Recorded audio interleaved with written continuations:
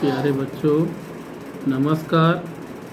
Doctor Ram Pratap, प्रवक्ता संस्कृत, मेवालाल उदय प्रसाद गुप्ता स्मारक inter college, सोराव, प्रयागराज। बच्चों, अब अभी तक हमने आप लोगों को संहिता सूत्र के बारे में पढ़ाया था और अब आज से हम रघुवंश महाकाव्यम पढ़ाना शुरू कर रहे हैं। तो रघुवंश महाकाव्यम के प्रणेता महाकवि कालिदास हैं। तो महाकवि कालिदास का एक संक्षिप्त परिचय पहले जान लेना बहुत ही आवश्यक है। तो महाकवि कालिदास जी का जीवन वृत्त एवं उनका जन्म स्थान। तो महाकवि कालिदास के जीवन वृत्त के विषय में कोई भी प्रामाणिक सामग्री उपलब्ध नहीं है। उन्होंने अपने ग्रंथों में महाकवि बाणभट्ट के समान अपने जीवन के विषय में कोई सामग्री नहीं दी है। अतः अंतः साक्ष्य का अभाव है। परवर्ती काव्यों, महाकाव्यों या नाटकों में भी महाकवि कालिदास के जीवन के विषय में कोई उल्लेख नहीं है। अतः बाहरी साक्ष्य का भी अभाव है।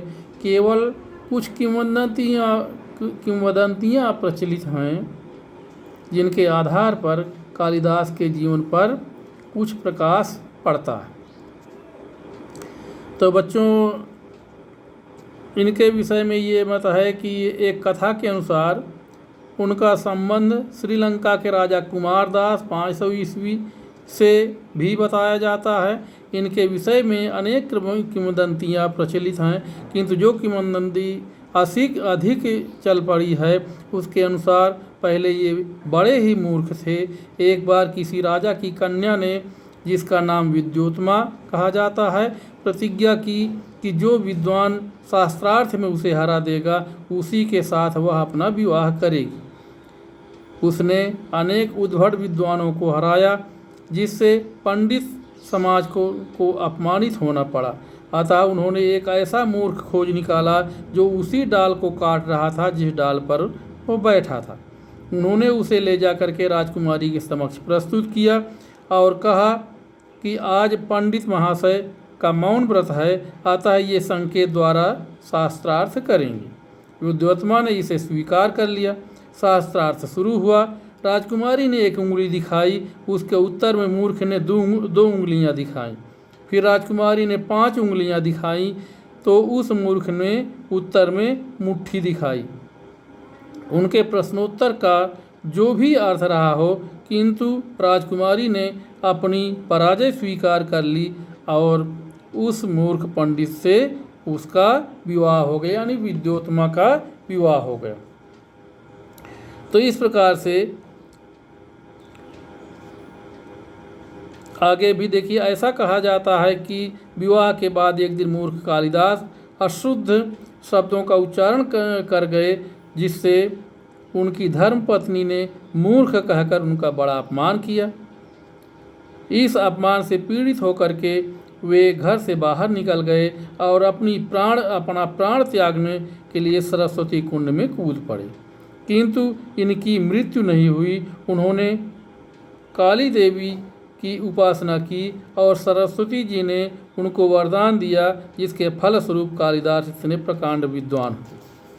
अब विद्वान हो जाने के बाद बच्चों, जब ये विद्वान हो गए तो इनकी कृतियों के बारे में देखिए कि इन्होंने कुल 7 रचनाएं इन्होंने किया। 7 रचनाओं में सबसे पहले देखिए नाटकों के बारे में देखिए। एक मालविकाग्निमित्रम नाम का नाटक है। एक 5 अंकों का नाटक है, जिसमें विदिशा के राजा अग्निमित्र और मालव देश की राजकुमारी मालविका का प्रेम और उनके विवाह का वर्णन है। मालविकाग्निमित्रम, जैसा कि नाम से ही स्पष्ट है, मालविका और अग्निमित्र। तो मालविका और अग्निमित्र के प्रेम विवाह का वर्णन है इसमें।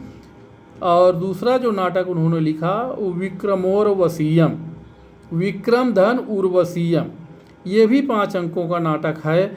इसमें राजा पुरुरवा, तथा उर्वशी के प्रेम और उनके विवाह की कथा वर्णित है।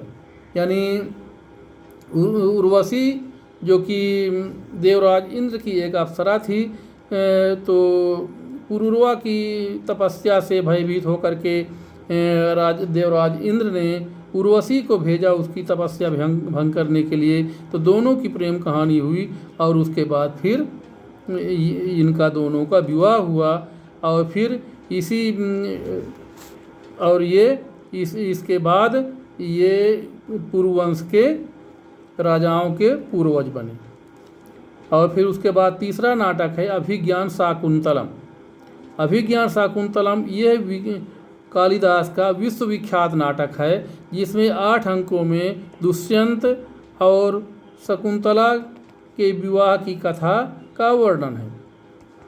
अभिज्ञान शाकुंतलम, इसमें भी जैसा कि नाम से स्पष्ट है, शाकुंतला माने शकुंतला का, अभिज्ञान माने पहचान, शकुंतला की पहचान। और पहचान क्या है? अभिज्ञान का एक अर्थ होता है आभूषण। तो इसमें शकुंतला का आभूषण या शकुंतला की अंगूठी, यानी जब प्रेम विवाह हुआ था, गांधर्व विवाह हुआ था दुष्यंत और शकुंतला का, तो विवाह होने के बाद दुष्यंत ने शकुंतला को अपना नाम लिखी हुई एक अंगूठी दिए थे। तो उसी अंगूठी के ही परिप्रेक्ष्य में अभिज्ञान शाकुंतलम नाम पड़ा। और अब ये तो हो गए नाटक। अब काव्य ग्रंथ, यानी महाकाव्य जो उन्होंने लिखा, तो 2 महाकाव्य महाकवि कालिदास जी ने लिखा। पहला महाकाव्य कुमार संभवम, यह 17 सर्गों का महाकाव्य है, जिसमें शिव पार्वती के विवाह, स्वामी कार्तिकेय का जन्म तथा कुमार द्वारा तारकासुर के वध की कथा वर्णित है। किंतु यह अधूरा ही उपलब्ध होता है, यानी पूरा 17 सर्गों का ये महाकाव्य नहीं उपलब्ध होता है। और फिर दूसरा महाकाव्य जो है रघुवंशम, यह 19 सर्गों का महाकाव्य है। इसमें भगवान रामचंद्र जी के पूर्वज महाराज रघु के जन्म से लेकर के उनके बाद के सभी राजाओं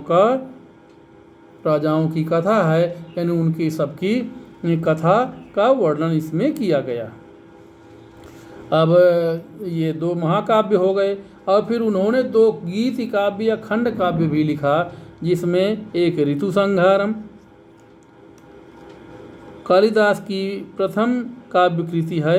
ये ऋतु संहारम जो है कालिदास की प्रथम काव्य कृति है। इसमें 6 ऋतुओं का बड़ा ही मनोरम वर्णन महाकवि कालिदास ने किया, यानी 6 ऋतुएं जो होती हैं, 6 ऋतुओं के बारे में इन्होंने बहुत ही अच्छा इसमें वर्णन किया। अब उसके बाद दूसरा इन्होंने मेघदूतम नाम का एक गीति काव्य लिखा। यह एक खंड काव्य है, इसे खंड काव्य या गीति काव्य भी कहते हैं। तो इसमें एक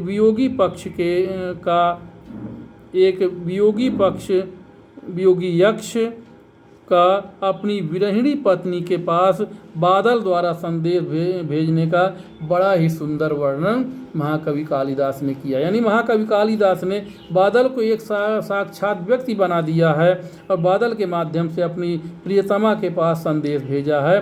तो इस प्रकार से उन्होंने कुल मिलाकर के 7 रचनाएं किया है, जिसमें 3 नाटक, 2 महाकाव्य और 2 खंड काव्य। तो बच्चों आज के लिए इतना ही। अब इसके बाद आगे कल पढ़ाएंगे। धन्यवाद।